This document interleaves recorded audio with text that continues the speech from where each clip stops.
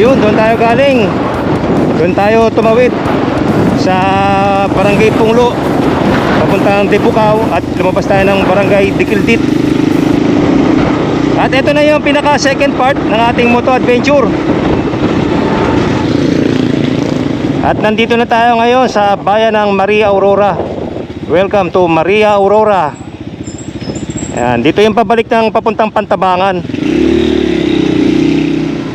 Yan. Nagpakarga na tayo dito. Dito ang 1 litro ng premium ay 98.60. Grabe na. 2 piso na lang, 100. Oh. 3.18 yan, okay na yan. Samantalang kay Bro Eli, oh, si Harabas, oh, napakatipid. Yan, naka 300 na ako. Tapos kanina 300. Nagpakarga na ako galing sa Apalit. Nakaka 380 na ako. 380, tapos ngayon 318. Magkano na yon? Sa 700 na yung gasolina ko. Nandito pa lang tayo sa Maria Aurora. Ganda ng tanawin ng bundok, oh.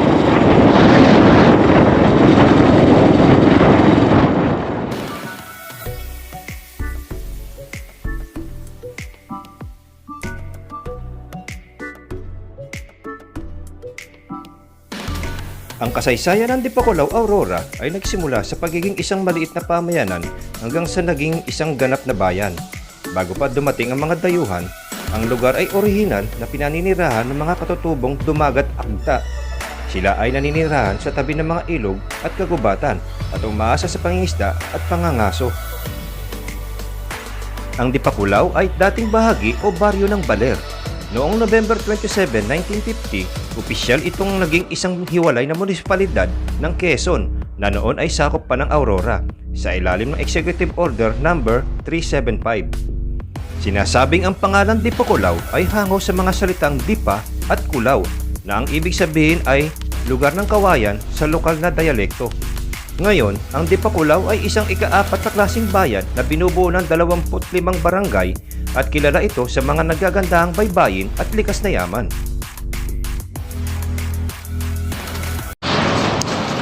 Ayan, nandito tayo. Time check, it's now past 2 PM na ng hapon. At nadaanan natin dito yung tindahan. Si Nanay. Ayan. Nay, ano po pangalan nyo? Janet. Janet. Ayan, si Nanay Janet. Ayan, close up natin para makita nyo. Ay, gano'n lang. Ayan, si Nanay Janet. Shoutout kay Nanay Janet. Ito yung kanilang kainan dito, no? Ayan yung mga pagkain nila, oh. Paubos na nga lang, sir. At hapon naman na kayo pumunta. Opo, kanina pa po kami naglalayas. Ayan. Ayan po, si Nanay Janet. Kaya pag mapadaan kayo dito sa Barangay Bayabas, sa Dipakulaw, papunta na to ng doon sa ating destinasyon. Sa may papuntang, nakalimutan ko na, sa Mactol. Doon, sa Quirino. Doon tayo pupunta. At ito na yung in-order natin. Ayan. Sa akin, atay. Kebro, adobo. Oh, kain tayo. Tara, let's. Gutom na. The best ang lahat. Tapos lahat. Sarap. Ay, tsaka lagay. Tsaka alam nyo, ang maganda rito, pag kumain kayo sa tindahan ni Nanay Janet, ang daming mga, bonggambilya na mga nakadisplay sa harap ng bahay nila. Yan, ewan ko kung nakikita ninyo. Yan, oh. Ang gaganda, mga naka-bonsai. Ano po yun, tinda nyo yun? Mga alaga nyo? Ang gaganda ng kulay, oh. Iba-ibang kulay. Mga bonsai. Mga bonsai na bonggambilya. Diba? Tsaka ang presyong kumain dito. Bro, kain ka na madami, ha? Gusto ko mabusog ka. Sige lang, kain ka lang. Isipin mo na lang na bahay mo ba to? Gutom na. At yan mga ka-adventure, tapos na tayong kumain. Ang sarap ng pagkain ni Nanay Janet na tinda, no? At mura pa. Talagang quality. Budget friendly.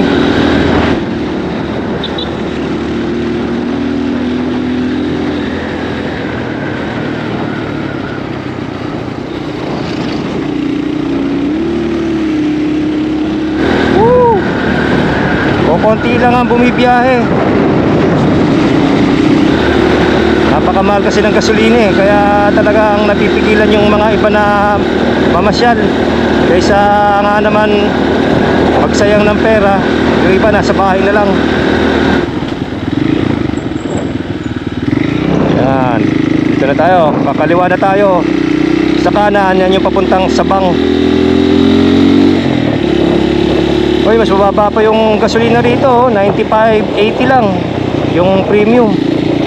So, sa kabila ganoon din, 95.60. So, sa pinagpakargaan natin 98.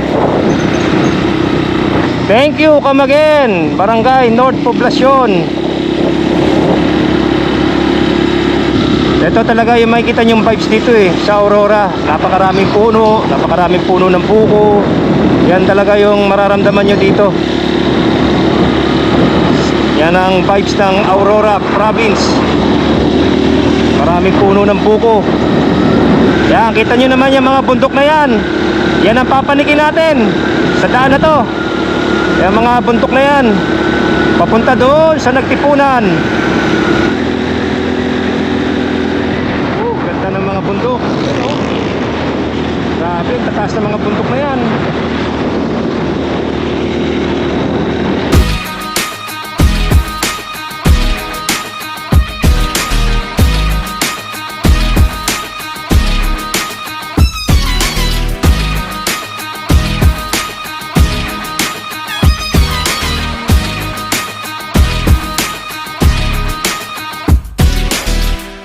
Ito na ang Ampere Bridge.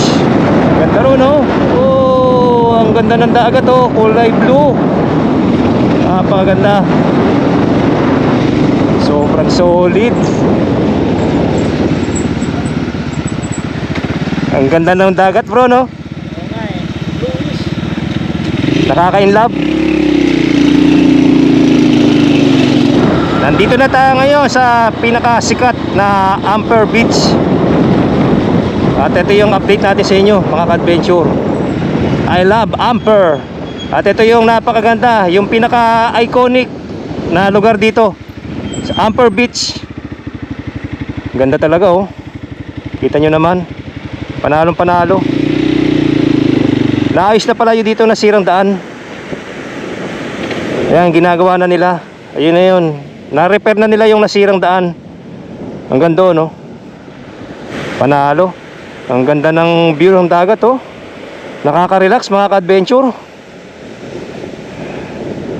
At alam nyo ba, dito sa Ampere Beach, pinagbabawalan ditong maligo kahit sino.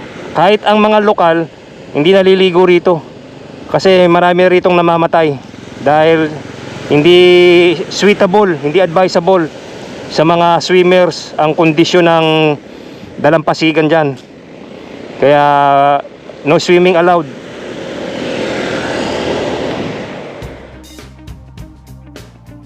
Ang Ampere Beach sa Dipocolaw, Aurora ay kilala sa kanyang natatanging dalampasigan na binubuo ng mga makikinis at malalaking bato sa halip na buhangin na hinubog ng malalakas na alon ng dagat Pasipiko.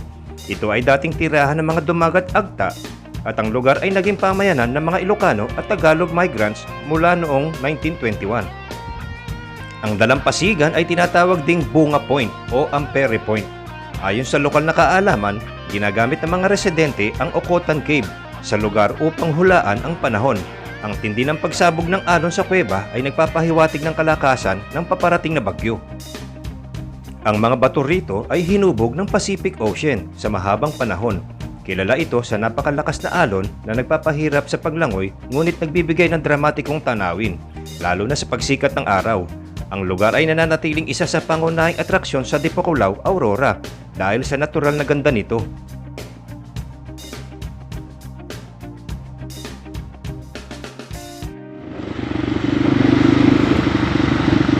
Grabe, ang ganda talaga, oh.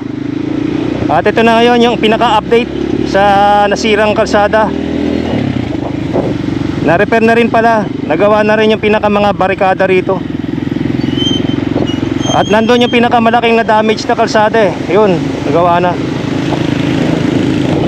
Solid, oh. Kita nyo naman yan, mga ka-adventure. Parang ang sarap tumambay dito, oh. Napakaganda.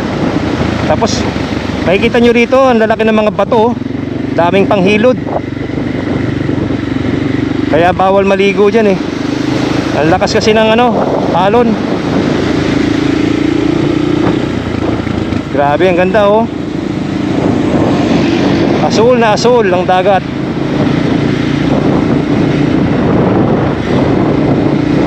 Malaki rin pala yung nasirang kalsada rito oh. Tignan mo hanggang dito. Ayan, damage roadway ahead, reduce speed. Passable naman na siya.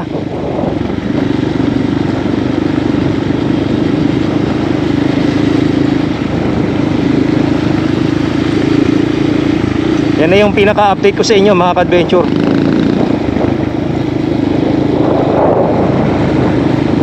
Pero napakaganda ng dagat oh. Ganda ng kulay. Kita nyo yung mga malalaking bato na yan. Yan yung mga tinangay dito sa ilalim ng lupa na to, dito sa kalsada. Ang lalaki ng bato oh. Grabe no. Galit na galit yung alon eh. Talagang bawal maligo dyan. Pagka lusong mo dyan sa tubig, sigurado kukuhanin ka na kaagad yan. Wala ka nang ligtas. Ihahampas ka sa mga bato. Oh, tapos ito oh. Grabe, nagbagsakan yung mga malalaking bato rito. Pati pala tong bahay na to oh. Nasira. Grabe. Kawawa yung mga nakatira dyan. Delikado na yan sa landslide. Sira yung no.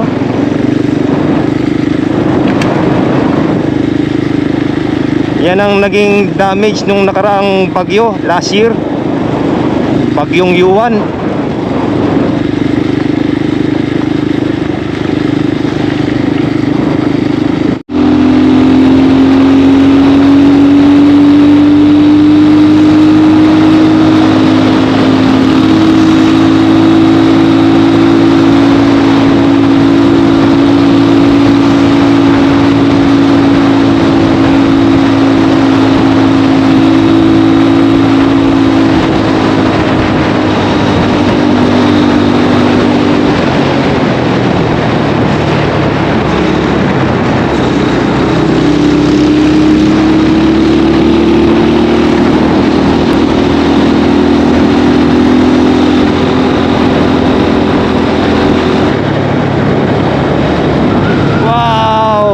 That view, magnificent. Ito na, nandito na tayo sa pinakamabang bridge, ang Dibutanan Bridge. Solid no? Napakaganda ng tulay. Ito ang pinakamabang tulay dito sa Aurora. Napakaganda. Solid ang mountain view. Thank you Lord. Tapos dito dagat sa kanan natin. Woo! Banking. Grabe. Ang ganda na ng kalsada rito. Panalo. Asfaltado na oh. Woo! Ganda oh. Ganda ng puno no. Panalo. Tapos yan ang makikita ninyo. Napakaganda. Solid na solid. Sulit na sulit yung mahal ng gasolina. Tapos dito naman sa kaliwa, mga bundok, mga matatanaw.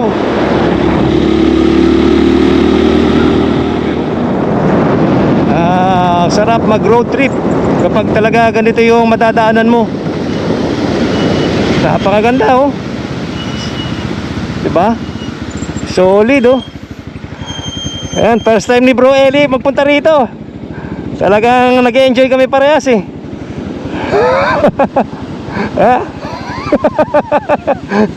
No comment.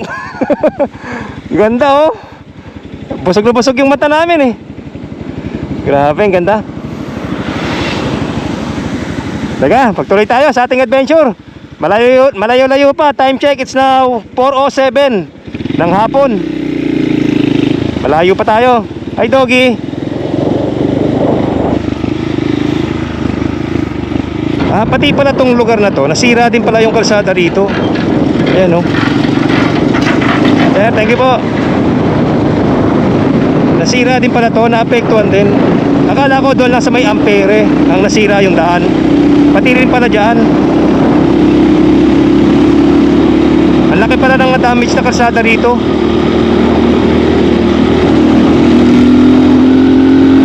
Woo! Ayan, oh. Papanik tayo doon sa... Meron kaming nakita ritong viewing deck.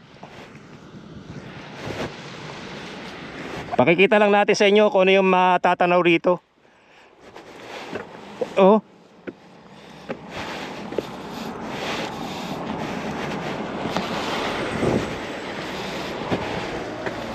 Oh, adventure. Yan, ipapasyal namin kayo. Talagang kompleto na adventure. Wow! Look at that view. Ganda pala rito sa taas. Oh. Ganda, oh. Grabe yung view na yan. Ang ganda ng dagat dito, mga ka-adventure, oh.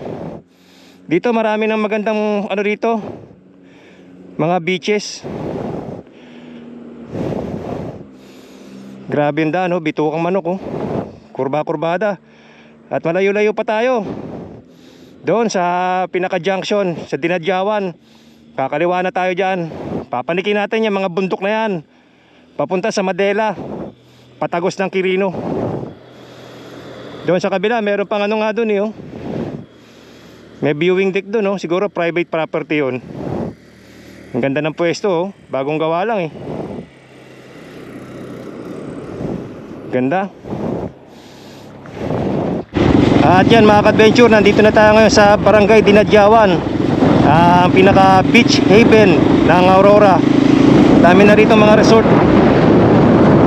Yan, sa tabing dagat. Yan, ito mga bagong gawa pa nga to, oh. Kita nyo naman, oh. Diba, ang ganda.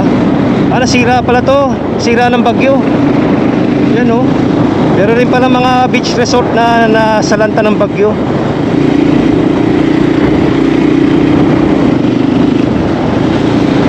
Yan, kahit dito, oh, ang dami palang na-wash out na mga beach resort. Ito, apektado rin, oh. Halos mga nasira. Karamihan ng mga beach resort dito sa tabing daan. Woo! Solid ng ganda. Wow, napakaganda, oh. Grabe, ang ganda mga ka-adventure. Ito na ang tulay ng Dinadyawan. At kita nyo naman, tuyo ang ilog. Walang katubig-tubig ang ilog. Sobrang init ng panahon.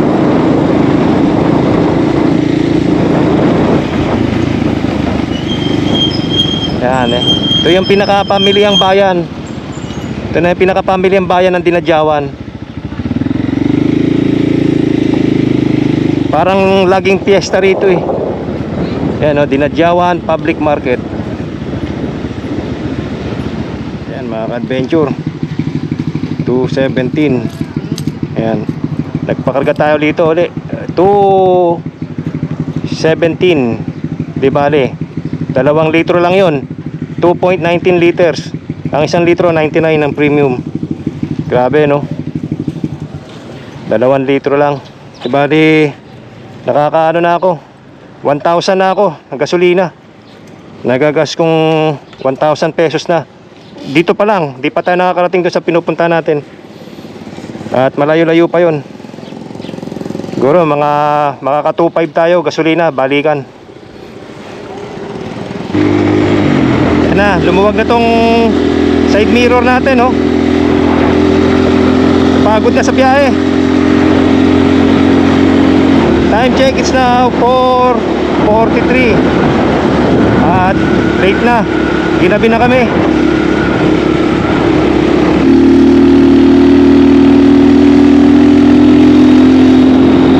Naalala ko tuloy yung bumiyahe kami ng OPR ko dito eh.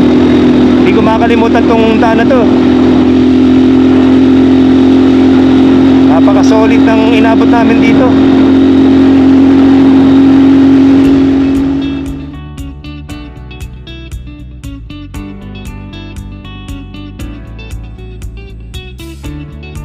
Ang Quirino Aurora Road ay isang mahalagang mountain pass na nagdudugtong sa mga lalawigan ng Quirino at Aurora, na kilala sa pagiging scenic route na puno ng mga kabundukan at ilog. Ang kalsadang ito ay nagsisilbing alternatibong ruta para sa mga biyahero na nagmula sa Quirino patungong Aurora, na nag-aalok ng tahimik at magandang tanawin. Ang konstruksyon nito ay nagpadali sa paglalakbay sa pagitan ng dalawang lalawigan.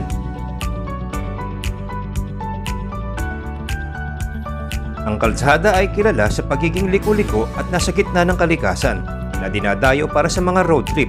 Dinadaanan ito upang makapunta mula sa bayan ng Quirino tulad ng Nagtipunan patungo sa Aurora. Karaniwang ginagamit ng mga turista at lokal para sa mabilis na pagtawid sa pagitan ng mga probinsya, lalo na para sa mga gustong makita ang kagandahan ng Sierra Madre.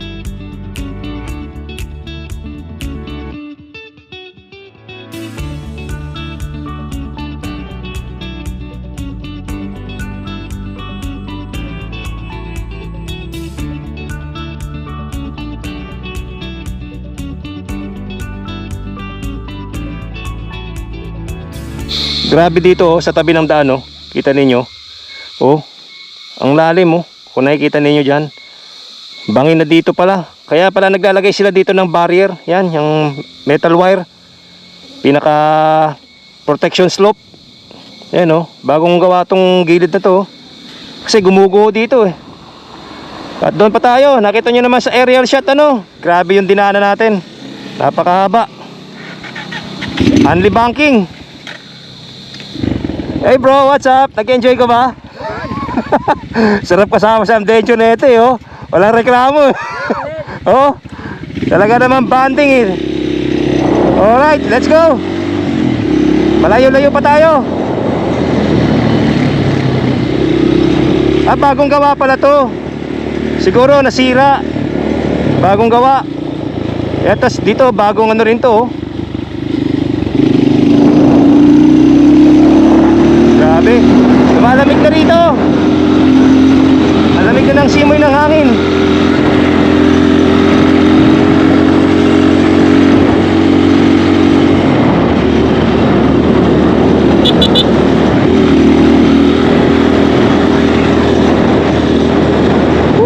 Ganda.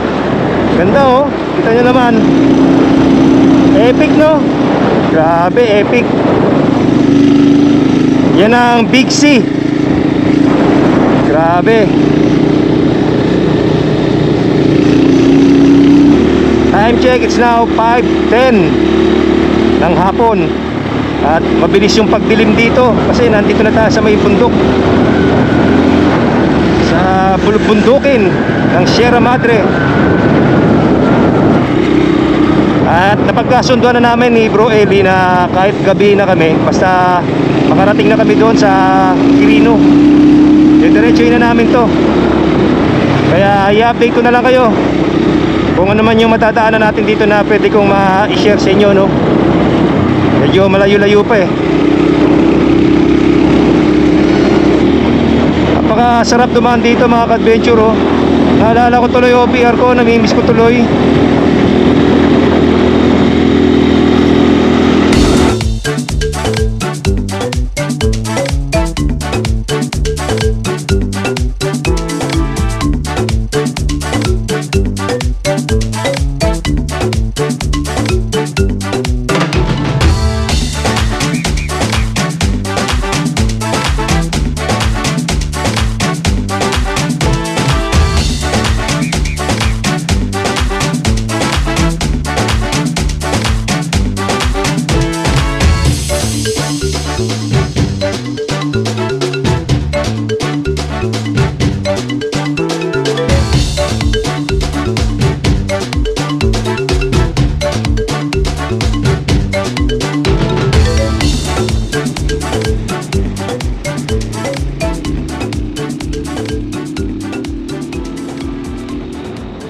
Hello.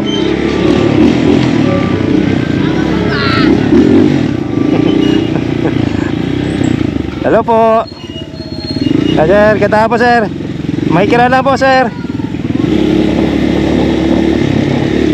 At eto na, nakapasok na tayo ng Nagtipunan. Woo! Nandito na tayo sa Quirino. Yes! Nasa Quirino na kami. Woohoo! Yun oh, ganda oh. Solid din tong rota na to. Talagang sa mga road trippers talaga, advisable to. Napakaganda ng daan. Woo! Halos kaming dalawa lang ni Bro Eli yung dumadaan dito oh. Time check, it's now 5:20 na. Napaka-solid. Ito yung isa sa mga pinaka-masayang rides. Wow, ang ganda ng sikat ng araw oh. Natatamaan yung mga bundok. Golden hour na, mga ka-adventure. May mga bahay pa doon oh, sa taas oh. Twilight time. Talagang nag-enjoy kami dalawa ni Bro Eli sa road trip namin. At yan, pansamantala muna kaming nag-short break no, para nag-cool down ang makina ng motor namin. At kita nyo naman, magdidilim na, pero napakaganda pa rin. Ang ganda ng tanawin dito oh. Woo! At sana samahan niyo kami hanggang matapos tong second episode na to. Tapusin niyo po yung video na to. Time check, it's now 5:40 na. 5:40 na ng hapon. Maggagabi na. Yan.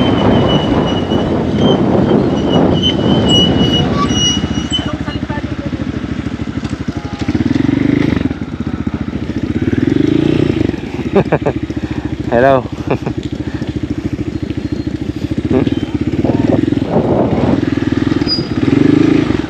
Nandito na tayo. Dumadaan na tayo sa Masog Bridge.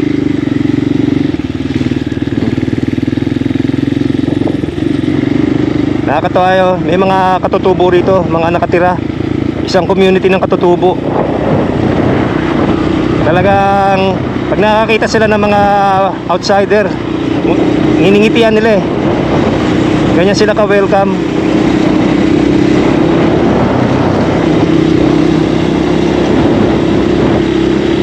Woo! Nakaka-relax. Sana balang araw pag umuwi yung OBR ko, makasama na natin siya sa mga long ride katulad nito oh. Miss na miss ko na yung OBR ko. At malayo-layo pa tayo mga ka-adventure.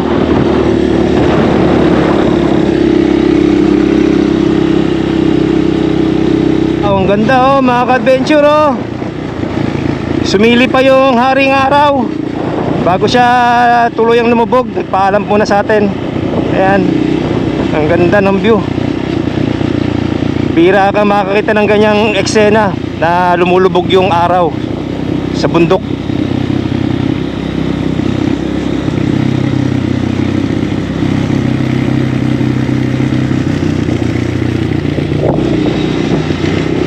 Napakaganda.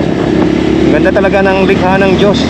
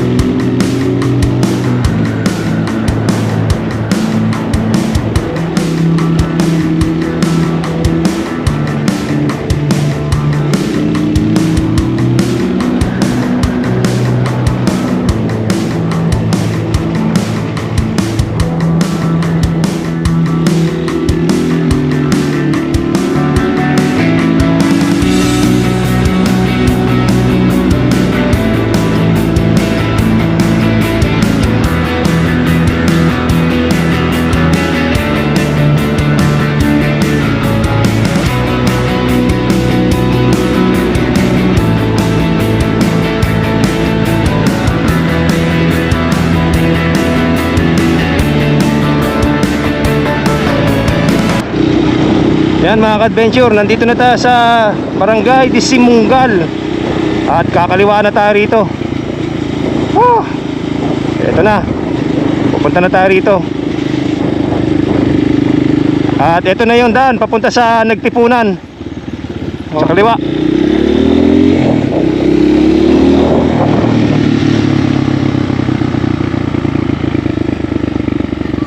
Ay, ang kintang aso oh. Malayo-layo pa pala. Oh, malayo pa. Malaga na, lampasan na natin yun. Oh. Konti na lang. Walang gasoline station pala rito mga ka-adventure. Kaya kung dadaan kayo rito at pupunta rin kayo para mag road trip, doon pa lang sa bungad, magpagas na kayo. Ang layo ng gasoline station.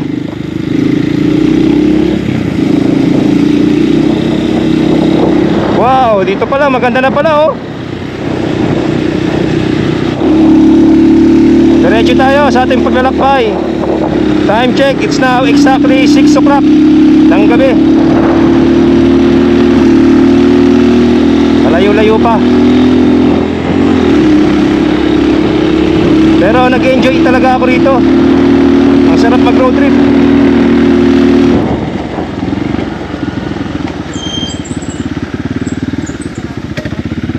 Ano yung pangalan ng bundok na yan? Ah, grabe. Ngayon ko lang nakita yun. Ang gara ng bundok na yun, oh, mga ka-adventure oh. At magmula rito, kitang-kita yung mga dinaanan namin. Yan yung mga dinaanan namin, yung mga bundok na yan. Meron palang ganyang bundok dito oh. Ang gara ng itsura. Ang gara ng korte niya, no. I-comment nyo lang kung ano yung tawag dyan sa bundok na yan. Grabe. Yun yung dinaanan namin oh. Tapos yan, yung mga bundok na yan, yan ang nilampasan namin. Grabe, ang gaganda ng mga bundok na ito oh.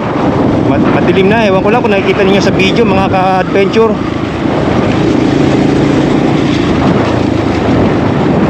Ang sarap ng simoy ng hangin dito. Amoy punong kahoy.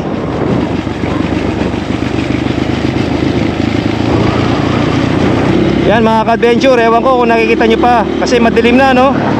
6:30 na rito at nandito na tayo sa Barangay Sangbay.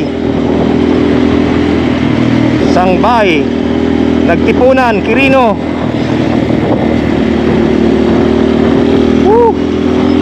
Napakaganda rito oh. Ang lalawak pa ng mga taniman, ng mga palayan. At sana nakikita nyo pa sa video yung dinadaanan natin. Ayan, nasa unahan natin si Bro Eli. Ito na mga ka-adventure, nandito na tayo sa papasok ng papuntang landingan, viewing deck. At sa makikita ninyo, ito na yung welcome sign ng Nagtipunan. At sa katabi niya, ito na yung pasalubong center. Salamat sa pagsama sa adventure, kaibigan. Please do subscribe to the YouTube channel of Francie Adventure and please like this video. Katandem mo ngayon, solid. Paki-like, share, subscribe din ha. Suportahan nyo rin po ang channel ni Bro Eli Motor. Solid na kasama yan. Talagang walang iwanan. At ready, kahit na gabihin. Matindi talaga. At maraming salamat po ulit sa pagsama sa amin dito sa ating moto adventure dito sa Nagtipunan, Quirino. At huwag nyo kalimutan mag-like, share, and subscribe. At ang sa third episode natin, magka-camping tayo. Maghanap tayo dito ng isang raw spot. Medyo short lang to no. Puro camping lang yung gagawin natin ngayon. At sa susunod, sa fourth episode, yun namang pupunta natin. Kaya marami tong episode na to, tong moto adventure natin. Abangan ninyo. Always remember, ride safe, stay safe, and be safe. Francie Adventure, signing out.